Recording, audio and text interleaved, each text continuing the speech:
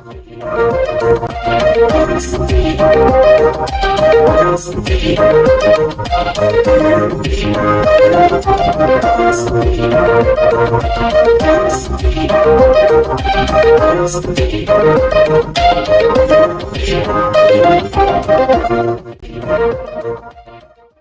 here's the question.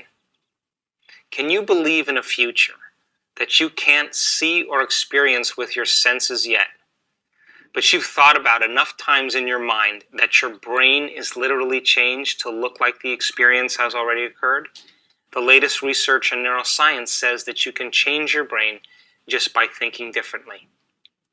And can you begin to select a new possibility that already exists in the quantum field and begin to emotionally embrace that future reality to such a degree that your body, as the unconscious mind, begins to believe it's living in that future reality in the present moment, and you're signaling new genes in new ways so that your body begins to change to look like the experience has already occurred? So reason this. If your brain and body are physically changed, there's physical evidence to look like the experience has already occurred, this is the moment to relax, because the experience is going to find you.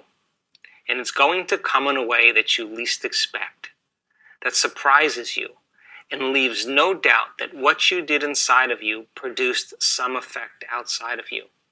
And when you can correlate the changes you've made inside of you with the effect that you produced outside of you, you'll pay attention to what you did and you'll do it again. And that is called human empowerment. And there isn't a person on the planet that's so special to be excluded from this equation.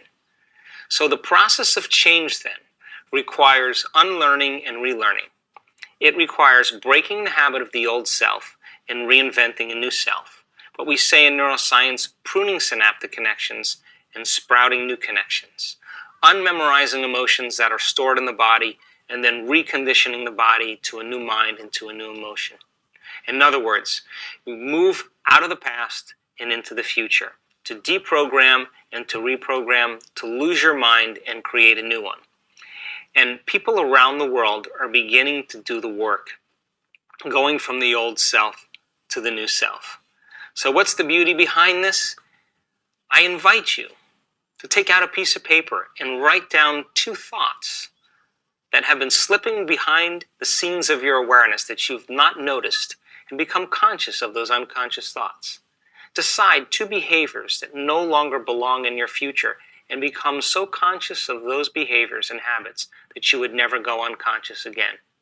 And look at those emotions that keep you anchored to the past and decide if those emotions belong in your future and become so conscious of those emotions that you wouldn't fall to a lower level the remainder of your day.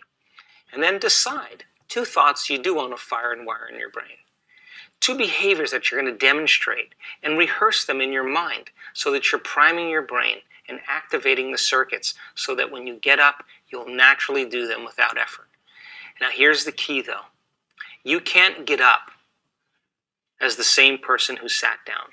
You have to get up feeling differently, which means then you can't wait for your healing to feel wholeness. You can't wait for your abundance to feel wealthy. You can't wait for the mystical moment to feel awe. In fact, you have to feel awe for the mystical moment to occur. You have to feel love for a new relationship to show up. You have to feel empowered in order to have success. You have to feel wholeness before your healing can occur. And most importantly, you have to feel abundant before your wealth can actually appear. Now, when your brain and body are literally changed to look like the event has occurred, this is when the event finds you. So the word meditation, which we'll discuss in the next video, means to become familiar with. To become so familiar with your unconscious states of mind and body that you would never go unconscious again, and then keep firing and wiring new circuits in your mind and emotionally conditioning your body till it begins to become familiar to you. So I invite you over the course of the next few days before the next video to ask yourself this simple question when you wake up in the morning. What is the greatest ideal of myself that I can be today? And decide who you want to be when you open your eyes. And don't get up until you feel like that person. And your job then is to maintain that modified state of mind and body your entire day. And if you do, get ready, because something unusual will happen in your life.